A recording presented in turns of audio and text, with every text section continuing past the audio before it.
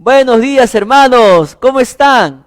Bueno, estamos muy contentos, ya estamos iniciando otra semana más, pero usted manténgase en su casita. Hoy día nadie sale, nadie sale, ni su mascota, así que gócese porque todos juntos van a estar ahí en la casa todo el día.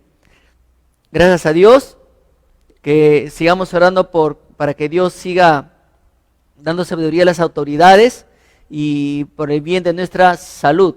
Y nosotros oremos también para que estas personas que siempre están en permanente rebeldía contra las autoridades y no están acatando las instrucciones, los consejos, pues que estas personas puedan entender lo importante es que acaten las indicaciones. Y bueno, estemos orando, poniendo en oración para que todos podamos con el mismo sentir a proceder con todo lo que nos están ordenando desde el presidente y todas las autoridades.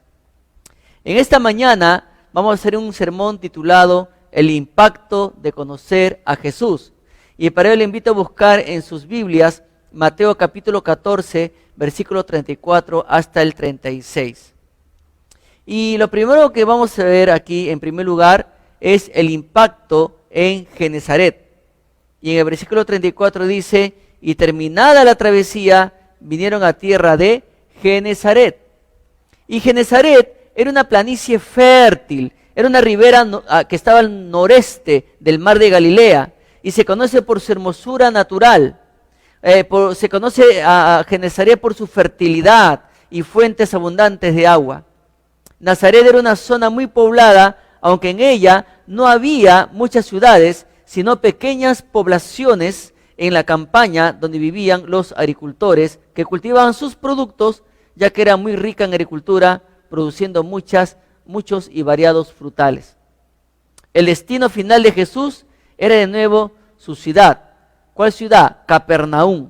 Pero pasó antes por Genezaret para impacto y bendición de sus habitantes. Podemos ver que este impacto causó noticia. Y ahí en el versículo 35, en la primera parte, dice, cuando le conocieron los hombres de aquel lugar, enviaron noticia por toda aquella tierra alrededor. O sea, cuando Jesús arribó a la región de Genezaret, la gente de aquel lugar lo conoció y causó gran impacto, y rápidamente estos corrieron la noticia de su llegada a todo lugar. Y aparte de Mateo, el Evangelio de San Marcos nos comparte lo siguiente en el capítulo 6, versículos 53 al 54 de San Marcos. Él dice, terminada la travesía, vinieron a tierra de Genezaret y arribaron a la orilla, y saliendo ellos de la barca, enseguida la gente le conoció. La gente le reconoció al Señor. Posiblemente algunas de estas personas estuvieron en un determinado momento en las regiones de Galilea, donde también Jesús había hecho otros milagros, por lo que lo reconocieron y conocieron lo que él era capaz de hacer. Y fue así que inmediatamente causó impacto su llegada, y llevaron pues la gente muchos enfermos para que al tocarle el borde de su manto todos fuesen sanos. Es por eso que en Marcos capítulo 6, versículos 55 al 56, dice lo siguiente, y recorriendo toda la tierra de alrededor, comenzaron a traer de todas partes enfermos en lechos, y a donde oían que estaba, y donde quiera que entraba, en aldeas, ciudades o campos, ponían en las calles a los que estaban enfermos, y les rogaba que les dejase tocar siquiera el borde de su manto, y todos los que le tocaban quedaban sanos. Esto nos hace pensar en lo impactante que fue el ministerio del Señor Jesús, ya que a pesar de que se encontraba al otro lado de la orilla de la región de Galilea, su fama había llegado hasta aquel lugar, y no tardó su gran comisión en él para comenzar a sanar a todos los enfermos. Definitivamente, alrededor hemos oído de grandes líderes que impactaron el mundo influyendo en las masas y fundaron grandes movimientos, incluso hasta religiones. Personas como Mahatma Gandhi, Buda, Mahoma, pero también tenemos otros personajes como Confucio, el Dalai Lama, Marx y también personajes bíblicos que fueron de gran influencia en las masas como Moisés, Josué, David, Elías, Eliseo. Pero acá hay un asunto. Ninguno de ellos puede compararse al ministerio del reino y sanando toda enfermedad y toda dolencia en el pueblo. Ahora, en cuanto a enseñando, se traduce de didasco, la palabra griega didasco. Didasco es una expresión griega de donde proviene nuestra palabra didáctica y denota el arte de instruir a alguien con el objetivo de que éste aprenda nuevas cosas. La segunda palabra es predicando. Y aquí predicando se traduce de keruso, la palabra griega keruso. Esta palabra en ocasiones se traduce como heraldo, es decir, una persona que es enviada por un alto mandatario a transmitir un mensaje importante. Y en este sentido, Jesús es el heraldo del Padre, el cual transmite un mensaje glorioso, el mensaje del Evangelio. Y cuando hablamos de Evangelio, se traduce de Evangelion, que literalmente se traduce buenas nuevas. La segunda función que el Señor Jesús realiza era la de un predicador y su mensaje eran pues las buenas nuevas de Dios para su pueblo, o sea, su plan de salvación. La tercera palabra es sanando, o la tercera función de Jesús, sanar o sanando. Jesús no solo predicaba, también sanaba a los enfermos, como una evidencia palpable de su ministerio de liberación en esta tierra. También San Marcos nos comparte, ¿no?, en su Evangelio, en el capítulo 1, versículo 32 hasta el 34, que no lo vamos a ver por causa del tiempo, pero nos comparte todo esto que hacía Jesús. Entonces, los milagros de sanidad y de liberación de demonios eran sin duda la evidencia más contundente de su carácter. ¿Y qué carácter? Su carácter mesiánico, ya que de acuerdo a Isaías, el Mesías traería alivio a las almas angustiadas, traería libertad a los cautivos y traería una grande salvación, según Isaías capítulo 61, versículo 1 al 2. Aquel día, Jesús había llegado a Genezaret y rápidamente su fama se difundió en toda aquella región, por lo que realizó muchas sanidades, dejando una huella por aquellas aldeas y ciudades donde pasaba. Así de grandioso, así de impactante fue el ministerio de nuestro Señor, y aún hoy en día muchos moribundos física y espiritualmente encuentran alivio para su alma. En segundo lugar, este impacto atrajo a muchos. Y en el versículo 35, la segunda parte, dice lo siguiente: trajeron a él todos los enfermos. Quienes conocen a Jesús no pueden sino saber o hacerlo conocer a otros. Toda persona que conoce a Jesús tiene todo el deseo de compartir lo que Dios ha hecho en su vida a través de Jesús y comienza a compartirlo a los demás. Entonces la noticia difundida trajo como resultado que todos los pueblos de alrededor le trajeran enfermos al Señor. Todos buscaban la bendición de quien era el medio divino capaz de restaurar al orden lo que el pecado había desordenado. Es interesante porque D.A. Carson hace un interesante comentario contextual de este momento de impacto. Este pequeño pasaje hace tres cosas, menciona Carson. Primero, resalta el arrollador impacto extensivo del ministerio público de Jesús. Luego, muestra que el ministerio impactante de Jesús se extendía a todo el pueblo, aunque sus discípulos íntimos tenían acceso especial a él y a su instrucción más cercana. También dice Carson, debido a que los grupos más estrictos, como los fariseos y los esenios, tenían como abominación o como maldición rozarse de hombros con la multitud, no se podía saber qué inmundicia ritual se podría contraer. Pero Jesús mostró una falta de interés en estos principios o tradiciones humanas, creando el marco para la confrontación sobre lo que realmente contamina. El mismo no puede contaminarse, al contrario, Jesús limpia. En este contexto, en Mateo capítulo 4, versículos 24 al 25, dice lo siguiente: Jesús vino a Siria y le trajeron todos los que tenían dolencias, los afligidos por diversas enfermedades y tormentos, los endemoniados, lunáticos y paralíticos, y los sanó. Y le siguió mucha gente de Galilea, de Decápolis, de Jerusalén, de Judea y del otro lado del Jordán.